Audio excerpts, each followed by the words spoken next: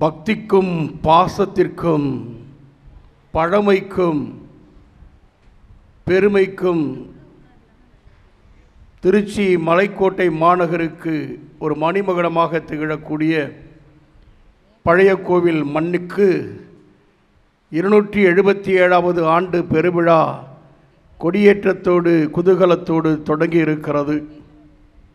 இந்த தொடக்க நாளிலே இந்த விழா கொண்டாட்டத்தை கொண்டாட வேண்டுமென்கிற ஆர்ப்பரிப்போடும் அகமகிழ்வோடும் ஆதங்கத்தோடும் ஆசையோடும் கூடி வந்திருக்கிற உங்கள் எல்லோரையுமே இங்கே இருக்கக்கூடிய குருக்கள் அனைவரின் சார்பாக குதூகல மகிழ்வோடு கும்பிட்டு வாழ்த்துகின்றேன்.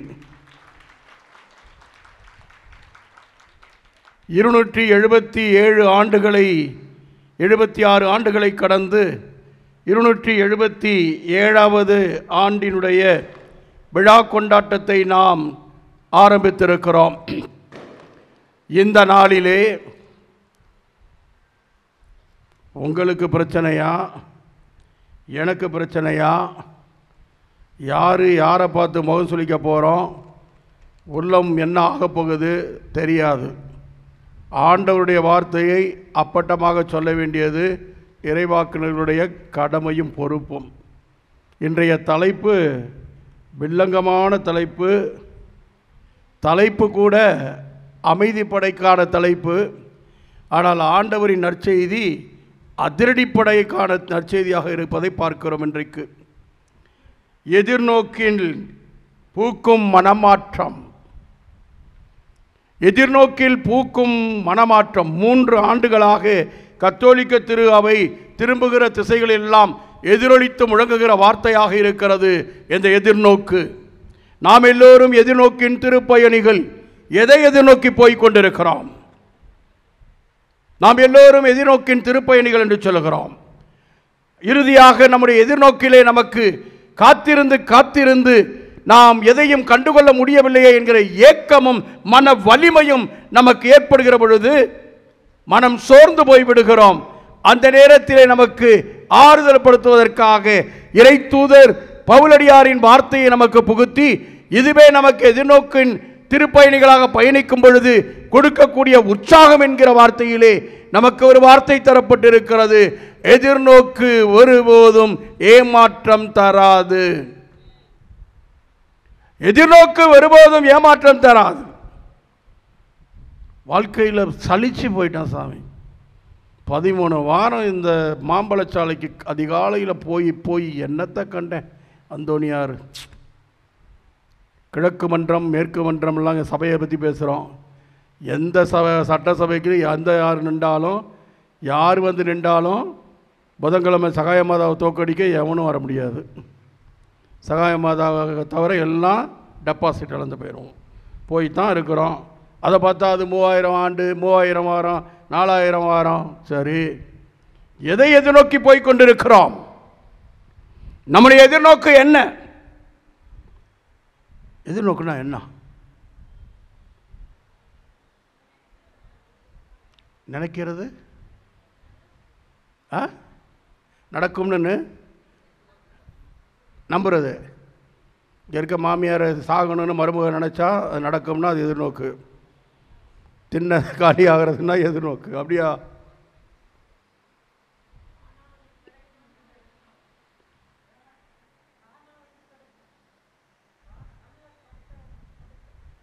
கண்ணில் காண முடியாது, கிடைக்குமா? ஓங்கி ஒரு அறை விட்டால் வலி கிடைக்கும். வலி கண்ணில் காண முடியாது. நம்பிக்கை, எதிர்நோக்கு, ரெண்டுக்கு என்ன வித்தியாசம்? முதல்ல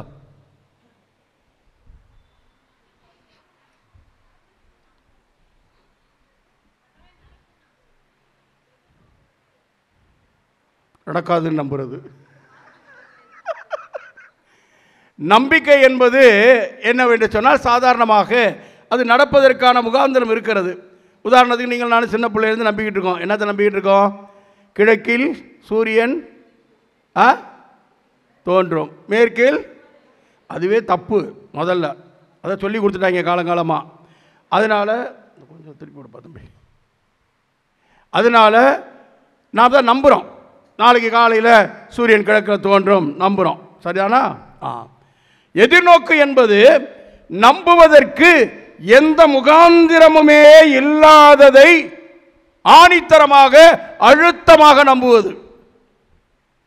பழைய கோயிலில் அன்னை நகரில் 2வது தெருவில் இருக்கக்கூடிய அந்த 40வது வீட்டில் இருக்கக்கூடிய அந்த அம்மா தனியாக இருக்கிறாங்க. பாவம், வயசானவங்க, அவங்களுக்கு குழந்தை குட்டி இல்லை, 91 வயசு அவங்களுக்கு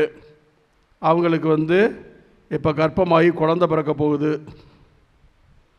அது உண்மையாக இருந்தால் கோச்சிக்காதீங்க, நான் பாட்டில் அள்ளி போட்டேன். அன்னை நகர் நம்புவீங்களா?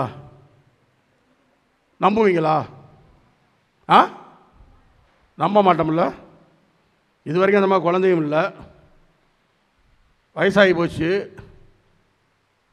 நம்புவீங்களா நம்ப மாட்டீங்களா? இதுக்கு நம்ம ஆளுங்க பழைய காலத்தில் என்ன சொல்லி வச்சுருக்காங்க? கேப்பையில் நெய் வடியுதுன்னா கேப்பா இருக்கு. அட போங்க ஃபாதர், இதெல்லாம் ஏன்னா கேனப்போ இருந்தால் போய் சொல்லுங்கள். இதெல்லாம் என்ன கதையா, நடக்கிற கதையா? என்ன நீங்கள் பாட்டில் அள்ளி விடுறீங்க? அந்த கிழவியை பாவம் சொல்லுவோமா?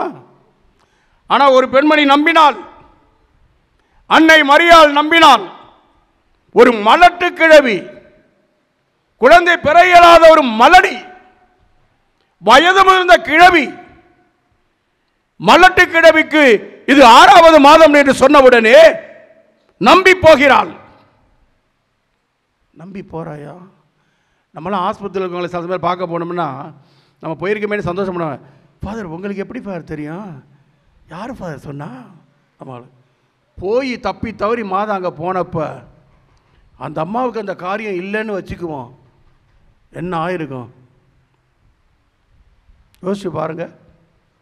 துணிந்து நம்பினாள். அதனால தான் மரியாளை பார்த்து எலிசபெத் அம்மாள் என்ன சொல்லுகிறாள்? ஆண்டவர் சொன்ன வாக்கு நிறைவேறும் என்று நம்பிய கன்னிமரியே நீ பேறு பெற்றவள். எதிர்நோக்குங்கிறது அதுதான், நடக்கவே முடியாதது, நம்புவதற்கு எந்த முகாந்திரமும் இல்லாத ஒன்றை எதிர்நோக்கி. யார் போய் மோட்சத்தை பார்த்தது? யார் நரகத்தை பார்த்தது? யார் உத்திரேசலத்தை பார்த்தது? எதிர்நோக்குகிறோம். விண்ணகத்தில் நமக்கு ஒரு வாழ்வு உண்டு, மண்ணக வாழ்வு முடிந்ததும் விண்ணக வாழ்வு ஒன்று உண்டு என்று நாம் எதிர்நோக்கி வாழ்ந்து கொண்டிருக்கிறோம், பயணித்துக் கொண்டிருக்கிறோம். இயேசு ஆண்டவர் நிச்சயமாக மீண்டும் வருவார் என்று நீங்களும் நானும் எதிர்நோக்கி இருக்கிறோம். எனவே தான் அன்றாடம் திருப்பலியிலே சொல்லுகிறோம், ஆண்டவரே தேவரே நீர் வருமளவும் என்று சொன்னால் நீ வருகிறவரை நாங்கள் எதிர்நோக்கி காத்திருக்கிறோம்.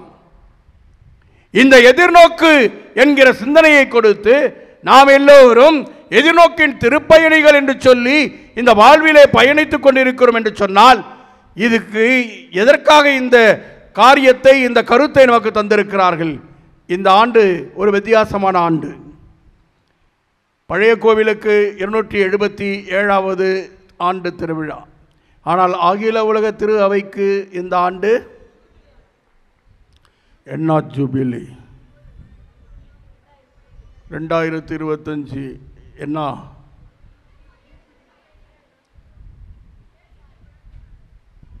இயேசுவின் பிறப்பு ஜூபிலி.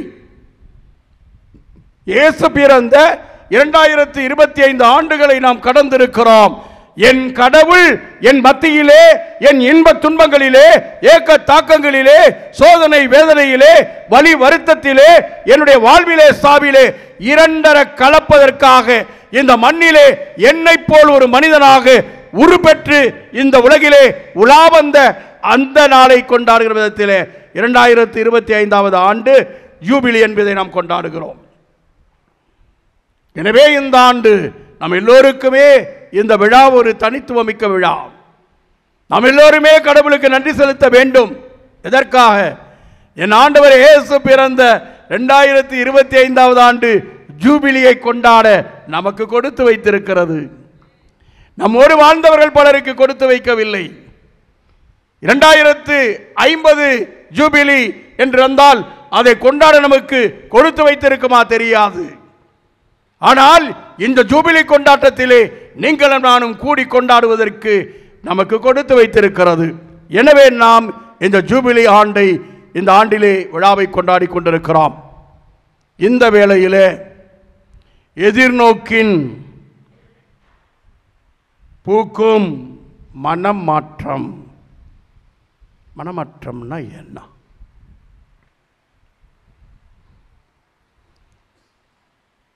பழைய கோயிலில் திருவிழாவுக்கு பஞ்சம் இல்லை.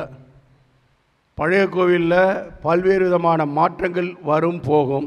இருந்தாலும் பழமை மாறாமல் கட்டி காத்து கொண்டிருப்போம். பழைய கோவிலில் பல சாமியார்கள் வர்றாங்க போகிறாங்க.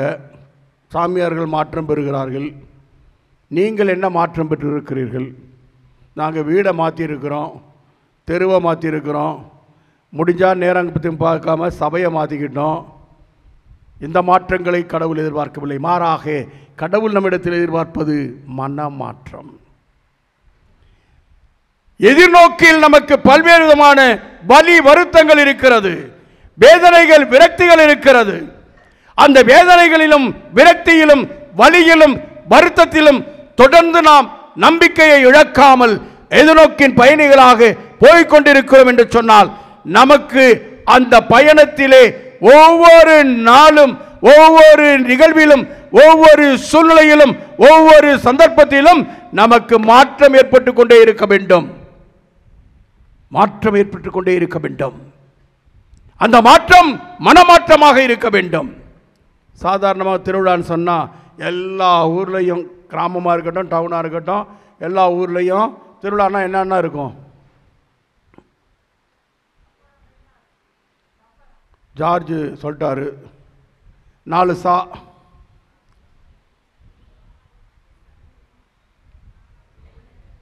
சண்டை சாராயம் சாப்பாடு சாப்பிட்றோம். சண்டை சாராயம் சாப்பாடு சாப்பிட்றோம். அது என்ன கொஞ்சம் வேகமாக சொன்னோம்னா அடி குடி வெடி கடி. வெடி குடி கடி அடி, அடி வெடி குடி கடி. இதுதான் இன்றைக்கி திருவிழாவாக ஓடிக்கொண்டு இருக்கிறது. எல்லா இடத்துலையும் இந்த மாற்றம் இல்லை. எல்லா இடத்துலையும் இருக்குது. பழைய கோயில் அப்படி இல்லை சாமி. அப்படியா? என்ன யாருமே இல்லைன்னு சொல்ல மாட்டேன். சின்ன பசங்க நிறையா இருக்குன்னு ஒரு பக்கம் சொல்கிறாரு. ரைட். எது எப்படி இருக்கிறதோ இவைகளெல்லாம் நமக்கு தேவையல்ல. மாறாக மனமாற்றம் தேவை. அந்த மனமாற்றம் எப்படி இருக்க வேண்டும் என்று சொன்னால், பயணித்து கொண்டிருக்கிறவர்கள் அஞ்சல் ஓட்டம் என்று சொல்லக்கூடிய ரிலே ரேஸ். இலக்கு அவனுக்கு தெரியாது.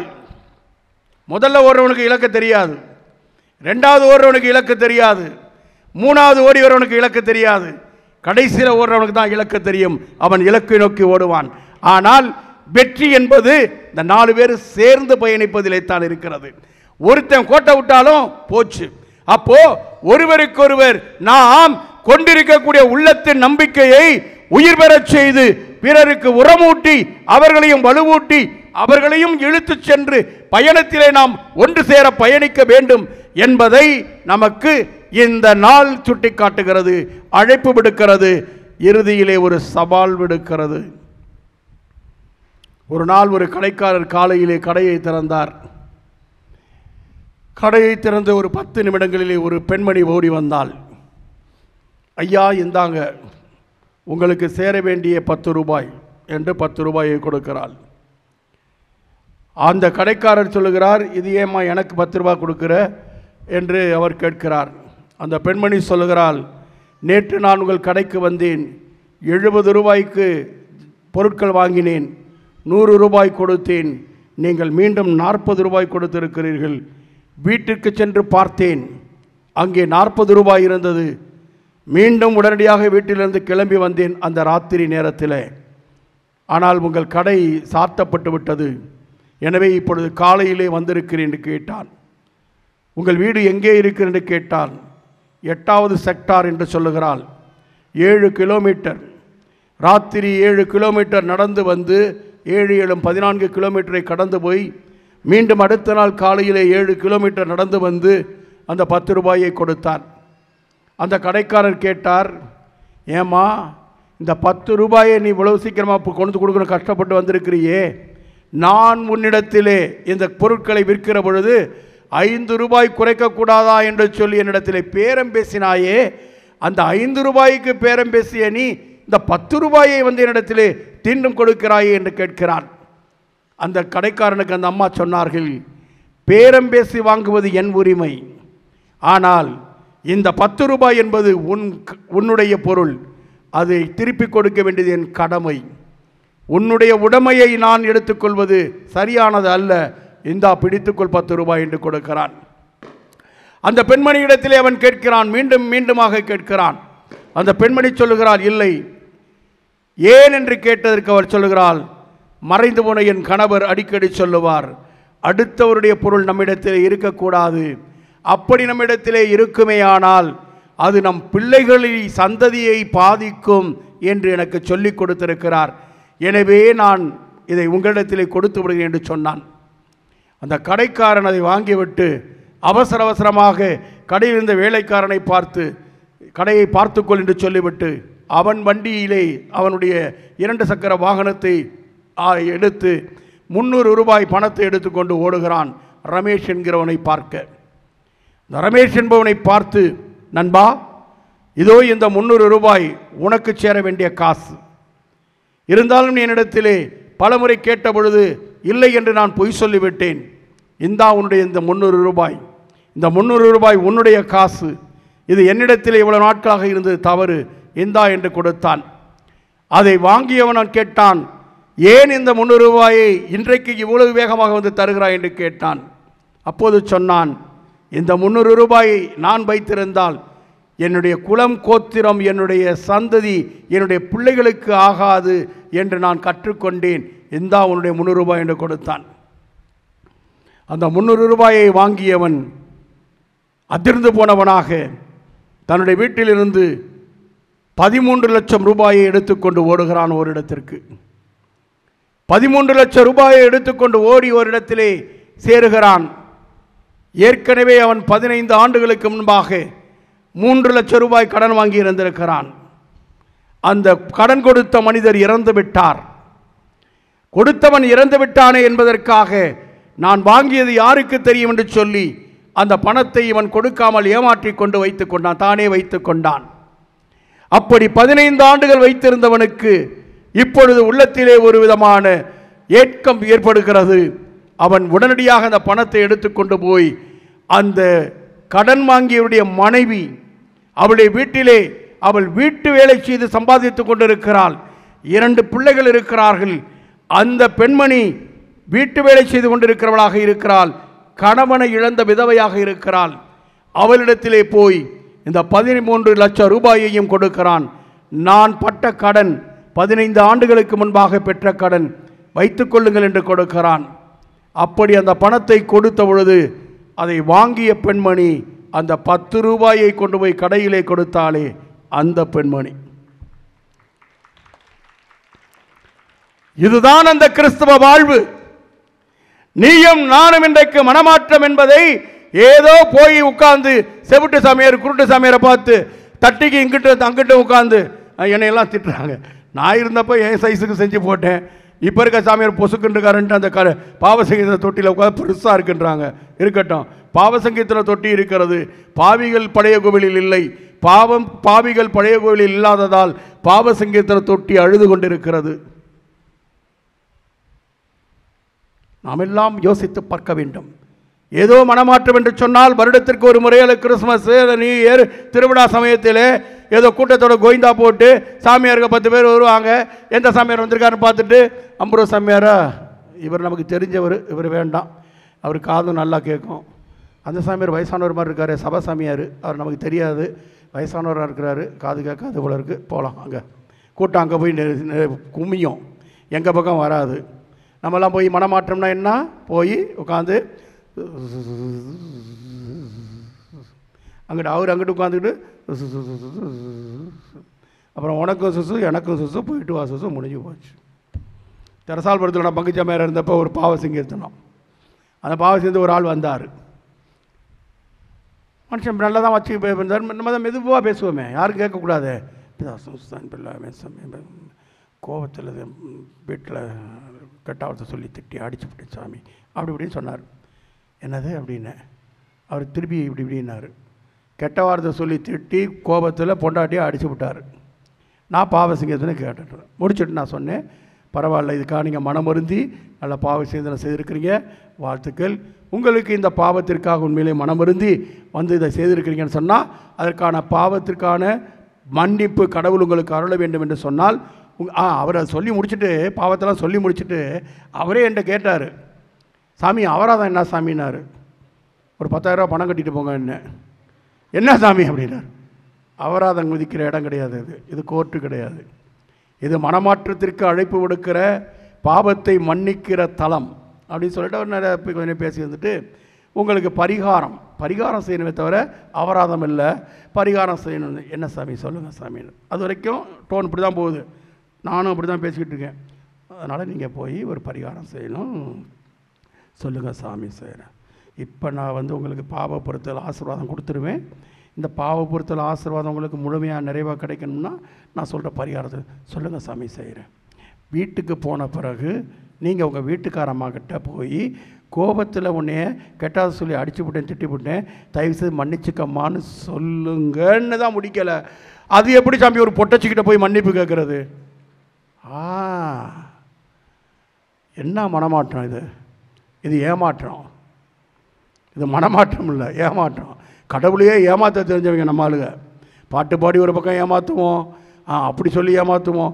கோயிலுக்குள்ளே வந்துட்டு சும்மா மெட்டு கட்டி என் சுவாச காற்று சும்மா பாட்டு பாடி காற்றுல விட்டுட்டு போயிடுறது. 10க்கு 10 போட்டு அங்கே இழுத்து மூக்கில் தோண்டி விட்டு உயின்னு வச்ச பிறகு தான் சுவாச காற்றுடைய அருமை தெரியும். இப்போ நமக்கு சும்மா கொடுத்துக்கிட்டு அலைகிறாரு கடவுள், அப்போ தெரியாது. ஆக நம்முடைய வாழ்க்கையிலே மாற்றம் தேவை என்று சொன்னால் அடிப்படையிலே மனநிலை மாற்றம் தேவை. தி attitudinal change. அந்த பெண்மணிக்கு அப்படி ஒரு மனநிலை மாற்றம் இருந்தது. அதைத்தான் புனித பவுலடியார் சொல்லுகிறார், இயேசு கிறிஸ்துவில் இருந்த மனநிலையே உங்களிலும் இருப்பதாக. தாழ்ச்சி மனநிலை, ஏற்றுக்கொள்ளக்கூடிய மனநிலை, கண்டனம் செய்யாத மனநிலை, குற்றமில்லாத மனநிலை, நாம் யாரையும் சபிக்காத மனநிலை, எல்லோரையும் ஏற்றுக்கொள்ளக்கூடிய மனநிலை, எல்லோருக்காகவும் பரிந்து பேசுகிற மனநிலை நமக்கு தேவை. பகிர்ந்து வாழ்கிற மனநிலை, சகித்துக் கொள்ளக்கூடிய மனநிலை தேவை. இருக்கிறதா என்று நாம் பார்ப்போம். அப்படி நாம் வாழுகிற பொழுது இந்த மனமாற்றம் இன்னொருவருக்கு ஒரு மனமாற்றத்தை கொடுக்க வேண்டும். சபிச்சு கட்டிச்சு கொட்டிட்டு இருக்கிறான். 5 வருஷமா நானும் பல விதத்தில் முயற்சி எடுக்கிறேன், இல்லை திருப்பி போனேன். என் வாழ்க்கையிலே நடந்தது. ஒரு ஆளிடத்தில் அவருக்கும் எனக்கும் தேவையில்லாத ஒரு சர்ச்சை. அந்த சர்ச்சையினால் அவர் என்னை தவறாக புரிந்து 5 ஆண்டுகள் ஆயிடுச்சு. நான் கண்டுக்கவே இல்லை, ஏன்னா நமக்கு மனசுக்குள்ளே ஒன்றும் இல்லை ஜாலி. 5 ஆண்டுகளும் அவர் என்னை பற்றி அவதூறாகவும் பேசி கொண்டிருந்தார். அவர் எனக்கு எதிராக சில காரியங்களை செய்து கொண்டிருக்கிறார். எல்லாமே நடந்து கொண்டிருந்தது. நான் ஒரு காலகட்டத்துக்கு வந்து விட்டேன், அறியாமல் செய்கிறார் ஆண்டவரை பார்த்துக்கொள் என்று ஒதுக்கி விட்டேன். திடீரென அவருக்கு ஒரு மிகப்பெரிய அறுவை சிகிச்சை நடந்தது. அந்த அறுவை சிகிச்சை நடக்கிறது என்று கேள்விப்பட்ட உடனே நான் அவரை ஆஸ்பத்திரிக்கு மருத்துவமனைக்கு சென்று சந்திக்க சென்றேன். அவர் வேதனையிலே வெட்கி போய் அப்படியே கஷ்டப்பட்டு கொண்டு இந்த நேரத்திலே சொன்னேன், மனம் தளர்ந்து விடாதீர்கள், நம்பிக்கையோடு இருங்கள், நீங்கள் நலம் பெறுவீர்கள் என்று சொல்லி அவருக்கு தட்டி கொடுத்து ஆறுதல் சொல்லிவிட்டு அங்கேயே நான் அவருக்கு அருகாமையில் அமர்ந்து சிறு ஜெபம் செய்துவிட்டு வெளியே வந்தேன். 5 ஆண்டுகள் அவருக்குள் இருந்தது உடல் நோய் அல்ல, மனநோய். அந்த நோய் வெளியேறியது. அவர் குணம் பெற்றார், மனமாற்றம் பெற்றார், மகிழ்ச்சியோடு வாழ்ந்து கொண்டிருக்கிறார். எங்கே மனமாற்றம் இருக்கிறதோ அங்கே மகிழ்ச்சி இருக்கிறது, அங்கே ஆண்டவன் இருக்கிறார். மனமாற்றம் என்பது நாம் உடைமாற்றம் செய்வது போல அல்ல. அவ்வப்பொழுது மாற்றிக்கொண்டு அவ்வப்பொழுது நாம் நம்மையை ஏமாற்றிக்கொண்டு காரியம் அல்ல. மாறாக மனமாற்றம் என்பது வாழ்வின் அடித்தளத்திலிருந்து ஊற்றெடுக்க வேண்டும். ஒவ்வொரு நாளும் நாம் ஒவ்வொரு காரியத்திலும் மாறிக்கொண்டே இருக்க வேண்டும். ஒவ்வொரு நாளும் மாறிக்கொண்டிருக்க வேண்டும். எல்லாரும் எல்லாம் வல்ல இறைவனிடமும் சகோதரிகளே, நான் இதையே எத்தனை வருஷமாக சொல்லிக்கிட்டு அலைவீங்க, எத்தனை வருஷமாக இதையே சொல்கிறது. ஆனால் இந்த இதில் என்ன பண்ணுவோம், அந்த பெரிய வியாழக்கிழமை வெள்ளிக்கிழமை வந்துருச்சுன்னு சொன்னால், என்னை நேசிக்கின்றாயா, கல்வாரி சிலுவையை கண்ட பின்னும் என்னை நேசியாமல் இருப்பாயா? நான் உண்மை நேசிக்கிறேன் ஆண்டவரே. கதை. கல்வாரி சிலுவையை கண்ட பின்னும் நீ மனமாற்றம் அடையாமல் இருக்க முடியுமா? அதுக்கு தான் நம்ம செவுட்டில் அரைஞ்ச மாதிரி ஒரு பாட்டு பாடுவோம். அந்த பாட்டு, இயேசுவின் அன்பை மறந்திடுவாயோ? நீ மனுஷனா இருந்தா மறப்பியா? அப்படி என்று சொன்னால் நம்முடைய பாவங்களிலிருந்து நாம் விடுதலை பெற வேண்டும் என்பதற்காக நமக்காக உயிரையும் உதிரத்தையும் தன் வாழ்வையுமே இழந்து கொடுத்த அந்த இயேசு நம்மிடம் எதிர்பார்ப்பது மனமாற்றம். மனமாற்றம். இந்த மனமாற்றத்தை எவ்வளவு கடுமையாக எதிர்பார்த்தார்னா இன்னைக்கு சவுக்கல் எடுத்து அடிக்கிற மாதிரி குறையா சொல்கிறாரு. உங்களுக்கு அந்தவான் சாமியார் அதான் முதலே சொன்னேன், அமைதி பட, நம்ம அதிரடி பட. ஏசுநாதரே அதிரடி படம் தான் இன்றைக்கி, அமைதி படம் இல்லை. இன்றைக்கி வாசகம் எடுத்த உடனே என்ன வாசகம்? என்ன ஐயோ குய்யோன்னு கத்துறீங்க?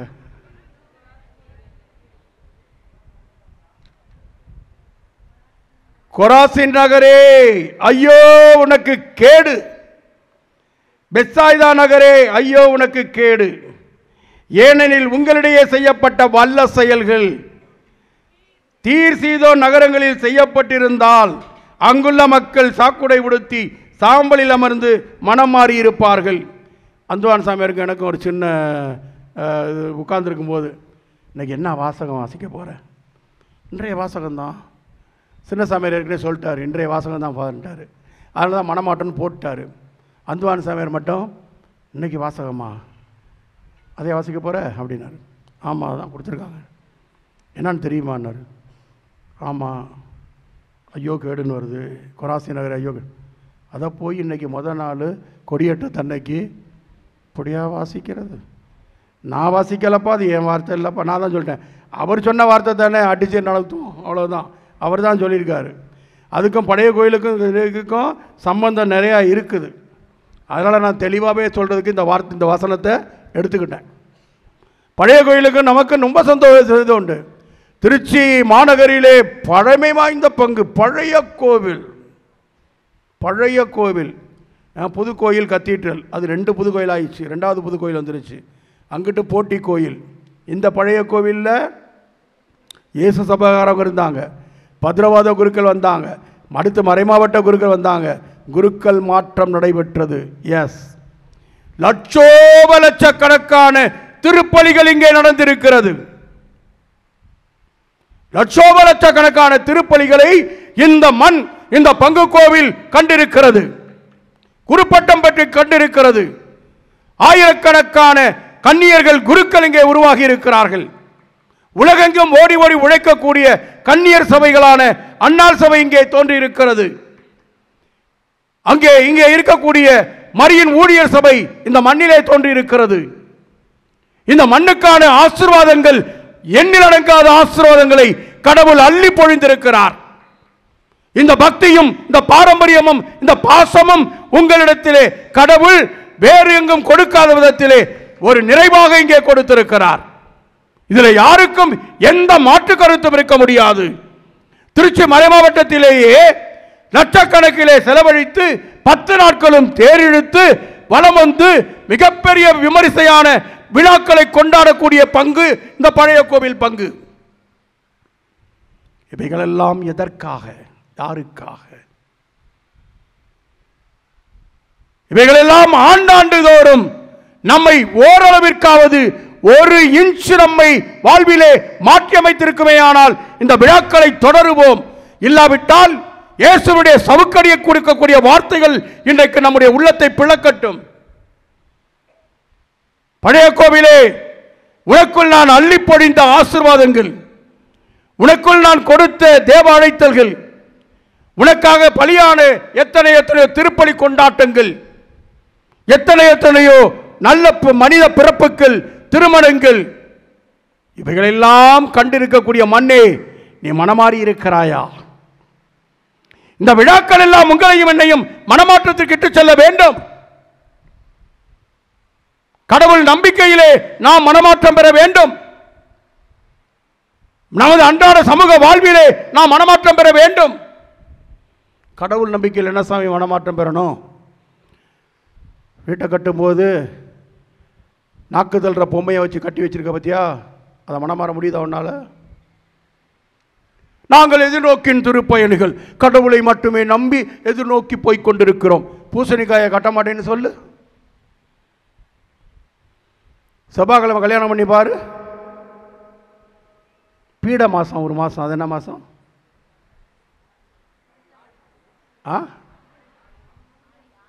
ஒரு மாதம் பீடை பிடிச்ச மாதம். அந்த மாதம் யாருடைய மாதம்? பீடை பிடிச்ச மாதம், பேய் பிடிச்ச மாதங்கிற. ஆனால் அது நினச்சது ஆசை. இந்த நள்ளிரவு திருப்பலியில் பாஸ்காதிரியை கையில் வச்சுட்டு சாமியார் சொல்கிறாரு, காலங்கள் அவருடையன, யுகங்களும் அவருடையன. இதுலேருந்து நீ நான் மாறுறதுக்கு தயாராக இருக்கமா? செவ்வாய் தோஷம். என்ன செவ்வாய் தோஷம்? பீடை பிடிச்ச மாதத்தில் கல்யாணம் பண்ணக்கூடாது. பொண்ணு மாப்பிள்ளை பார்த்த உடனே ஒரு காலத்தில் சொல்லுவாங்க, பழைய கோயில் திருவிழா முடிஞ்சோன்னே நிறையா ஓலை வரும். ஏன்? பொண்ணு மாப்பிள்ளை பார்க்குற சடங்கெல்லாம் இங்கே தான் நடக்கும், திருவிழாவில் நடக்கும். சரி சொல்லுங்கள், கல்யாணத்துக்கு பொண்ணு மாப்பிள்ளை பார்த்த பிறகு என்ன நடக்கும்? எங்கே போவோம்? சும்மா இது பண்ணக்கூடாது. உங்களெலாம் எல்லாருக்கும் தெரியாது, ஒன்றும் இல்லாத மாதிரி பேசக்கூடாது. சொல்லுங்கள் பார்ப்போம். ஓலை எழுத போகிறதுக்கு முன்னால் சொல்ல வேண்டியதானே. அதையும் பம்புறீங்க பதுக்குறீங்க. இதை சொல்கிறதுக்கு, இதை ஏற்றுக்கிறதுக்கே மனநிலை இல்லை. நீ எங்கே நீ மனம் மாற போகிற? ஜாதகம் பார்க்க போகிற, ஜோசியம் பார்க்க போகிற, குறி சொல்ல போகிற. அதை இதெல்லாம் பார்த்துவிட்டு கடைசியில் என்ன பண்ணுவேன்? இங்கே வந்துட்டு ஓலை எழுதுவேன். நான் மலம்பட்டி உங்களை சொல்லியிருக்கேன், எனக்கு கேட்குறேன். மலம்பட்டியில் சபரியார் கோயிலில் இருந்தேன். அந்த சபரியார் கோயிலில் ஒருத்தன் கோயில் பக்கமே வரமாட்டான் இருந்தாலும். நான் கோயில் கட்டுறதுக்காக அங்கே கோயில் அடித்து போட்டு, அதனால் அரை வீட்டுக்கு முன்னால் தான் பூசை நடக்கும். அங்கே வந்து சபரியார் சுருவத்தை வச்சுருந்தேன். அந்த ஆள் வந்து சபரியார் சுருவத்தை சுற்றி சுற்றி வந்தார். நான் அங்கே ரூமில் உட்காந்து பார்த்துக்கிட்டே இருந்தேன். அப்புறம் கீழே உட்காந்தார். எல்லாத்தையும் எடுத்து இப்படி குலுக்கி போட்டார். திருப்பி எடுத்தார், திருப்பி குலுக்கி போட்டார், எடுத்து போட்டார். ஏதோ ஒன்று போட்டுக்கிட்டே இருக்கார். நான் அவரை கூட இங்கே வாயான்னேன், ராசுங்க வாயான்னேன். என்ன சாமி, கோயில் பக்கமே வரமாட்டேன், இன்றைக்கி என்ன சபரியாரை சுற்றி சுற்றி வரையா, என்ன விஷயம்னு? ஒன்றும் இல்லை சாமி, மேக்கால பயலுக்கு பொண்ணு பார்த்துருக்கேன். வீட்டுக்கு பொண்ணு வீட்டுக்கு வாக்கியமா வாக்கியாதான்னு பூ போட்டு பார்க்குறேன் சாமின்னா. பூ போட்டு பார்க்கணும் என்னையான்னு. அந்த 2 பொட்டலம் வச்சுருந்தான். அந்த பொட்டலத்தில் மடித்து பார்த்தா ஒரு இலை, பச்சை இலை, ஒரு இதில் சிவப்பு பூவு. அதை போட்டு எடுக்கிறான். பிங்கி பாங்கிங்க இதில் பிள்ளைங்க. அது மாதிரி அவன் முதல் 1 2 3ன்னு போட்டு எடுத்துக்கிட்டு இருக்கிறான். அதை பார்த்துட்டு இங்கே வாயான்னு கூப்பிட்டு உட்கார வச்சு, ஏயா அந்த ஆள் படிப்பு பட்டம் பதவி சொத்து சுகம் எல்லாத்தையும் விட்டுப்பட்டு கடவுளை நம்பி அந்த ஆள் கடவுளை போதிக்கிறதுக்காக வந்து எல்லா ஊர் உலகமெல்லாம் போய் நற்செய்தியை போதிச்சுக்கிட்டு இருந்த ஆளை போய் குறி சொல்கிற ஜோசியக்காரனாக்கி விட்டியா அப்படின்னு சொல்லி சத்தம் போட்டுவிட்டு 25 நிமிஷம் ஓதுறேன். கிளிப்பிள்ளைக்கு ஓதுற மாதிரி ஓதுறேன். ஓதிட்டு போய் கடவுள்கிட்ட நல்லா வேண்டிக்கிட்டு, சபரியார்கிட்ட வேண்டிக்கிட்டு, அக்கம் பக்கத்தில் விசாரித்து ஆண்ட மேலே பாரதை போட்டு, புள்ள நல்ல பிள்ளைன்னா கல்யாணத்தை பண்ணி வையான்னு. சரி சாமின்ட்டு எந்திரிச்சான் மனுஷன். எந்திரிச்சு துண்டெடுத்து அப்படி உதறி தோளில் போட்டுக்கிட்டு, சாமி நீ சொன்னதெல்லாம் சர்தான் சாமி, நீ தான் போட்டு பார்த்து சொல்லேன்னா. இதான் ஏன் நம்ம மனமாற்றம்? கோயிலுக்குள்ளே மனமாற்றம், வெளியில் போனோன்னு ஏமாற்றம். கோயிலுக்குள்ளே மனமாற்றம், வெளியில் போனோன்னு தடுமாற்றம். நாமும் இன்றைக்கு அப்படித்தான் வாழ்ந்து கொண்டிருக்கிறோம். கடவுளை நம்புகிறோம் என்று சொல்லுகிறோமே தவிர அந்த நம்பிக்கைக்கு ஏற்ற விதத்திலே நம் வாழ்வு மாற்றமடையவில்லை என்று சொன்னால் நாற்றம் மிகுந்த வாழ்வு நாசமாக போகட்டும் என்று சொல்லுகிறார். ஐயோ கேடு என்று சொல்கிறார். உன்னுடைய வாழ்வும் என்னுடைய வாழ்வும் கடவுளுக்கு முன்பாக மாற்றம் பெற்ற வாழ்வாக, வாசம் விசுவாசத்தை வெளிக்காட்டக்கூடிய வாசமும் பாசமும் நிறைந்த வாழ்வாக மாறவில்லை என்று சொன்னால், நம்மிடத்தில் அந்த மனம் மாற்றவில்லை என்று சொன்னால் நாற்றம் மிகுந்த வாழ்வு தான் நம்முடைய வாழ்வு. எத்தனை விழாக்கள் கொண்டாடினாலும் இந்த நாற்றம் போகவில்லை என்று சொன்னால் அதனால் எந்த பலனும் இல்லை. இயேசுவில் அன்பார்ந்தவர்களே, இறைக்கிற கிணறு தான் ஊறும், இறைக்காத கிணறு நாரும். மாறுகிற மனம்தான் ஊறும் இறை அருளிலே, மாறாத மனம் நாரும். மாறாத வாழ்வு, மன மாற்றம் இல்லாத வாழ்வு, அது சிறக்காது, செழிக்காது, அந்த சமூகமும் செழிக்காது. வாழ்வியலிலே பார்ப்போம், நம்முடைய பக்தி கலந்த வாழ்வியலிலே பார்ப்போம். எத்தனை பேர் தவறாமல் அன்பியங்களுக்கு செல்லுகிறீர்கள்?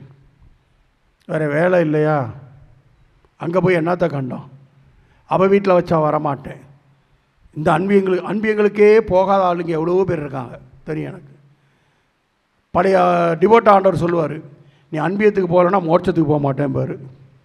இறந்து போன பாப்பரசு சொல்லுகிறார், அன்பியங்களில் அன்பியங்கள் ஒரு செயல்படாத ஒரு அருள் தலம் இருக்குன்னு சொன்னால் அது செத்த தலம் என்று சொல்கிறார். அன்பியங்கள் செயல்படாமல் ஒரு இடத்திலே ஒரு தலம் இருக்குன்னு சொன்னால் அது செத்த தலம் என்று சொல்கிறார். ஏன் இதை சொல்லுகிறார் என்று சொன்னால், நம்முடைய வாழ்க்கையிலே அவை மாற்றங்களை வெளிக்கொண்டு வர வேண்டும். நம்முடைய வாழ்க்கையிலே அன்றாட நம்முடைய பக்தி முயற்சிகளிலே, நம்முடைய நம்பிக்கையிலே, நம்முடைய செயல்பாடுகளிலே, நம்முடைய வாழ்க்கை முறை வாழ்வியலிலே, நாம் ஒருவரை ஏற்றுக்கொள்வதிலே, பகிர்ந்து வாழ்வதிலே, மன்னிப்பதிலே, சகித்துக் கொள்வதிலே, இணைந்து செல்வதிலே, பகைமையை விரட்டுவதிலே நாம் அனைவரும் ஒவ்வொரு நாளும் மாறிக்கொண்டிருக்கிறோம் என்று சொன்னால் அந்த வாழ்வுதான் ஆண்டவருக்கு உகந்த வாழ்வாக இருக்க முடியும். அந்த வாழ்வுதான் ஏமாற்றம் தராத எதிர்நோக்கை நோக்கி நம்மை இறுதி வரை இட்டு செல்ல முடியும். மனமாற்றம் இல்லாத வாழ்க்கை தடுமாறி போய்விடும், பாதை மாறி போய்விடும், செல்ல வேண்டிய இலக்கை இழந்து விடுவோம். இயேசுவில் அன்பார்ந்தவர்களே, நமக்குள்ளே கடவுள் நம் குடும்பத்திற்குள்ளே நமக்கு எவ்வளவு அருளையும் ஆசையும் பொழிந்திருக்கிறார். இந்த மண்ணுக்கு பொழிந்திருக்கிறார், இந்த பங்குக்கு பொழிந்திருக்கிறார், இந்த ஆலயத்திற்கு பொழிந்திருக்கிறார்.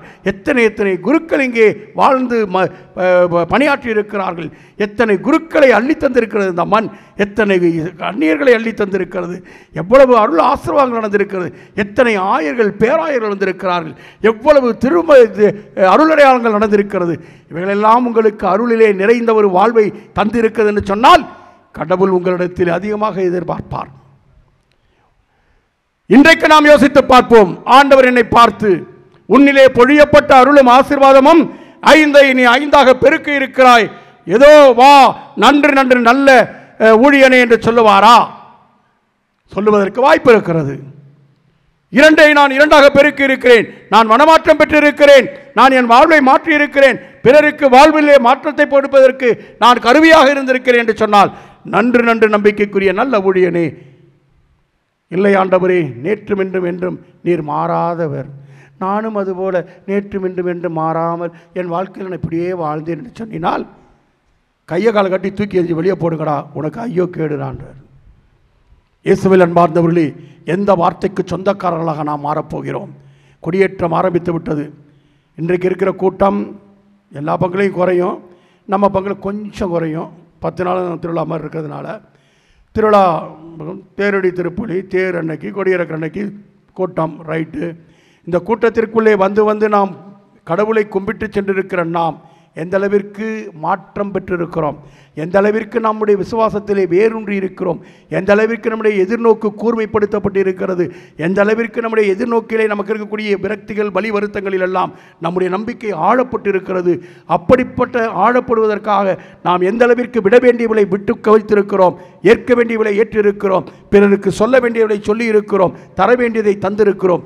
இல்லை என்று சொன்னால் இன்றைக்கு உங்களுக்கு வணக்கம் இந்த கொடியேற்றத்தினுடைய நாளிலிருந்து திருவிழா நாள் இறுதி நேரத்திலே கொடி இறக்குகிற பொழுது நம் காதுகளிலே எதிரொலிக்க வேண்டும், நன்று நன்று நல்ல ஊழியனே, நன்று நன்று நல்ல மகளே, இந்த விழாவின் வழியாக உன்னுடைய மனத்திலே மனமாற்றத்தை கண்டிருக்கிறேன், உனக்கு நான் வாழ்க்கை பரிசை தருவேன், உன்னுடைய எதிர்நோக்குடைய இலக்கை நீ நிச்சயம் அடைவாய் என்ற வார்த்தை நம்முடைய காதுகளில் எதிரொலிக்க வேண்டும்.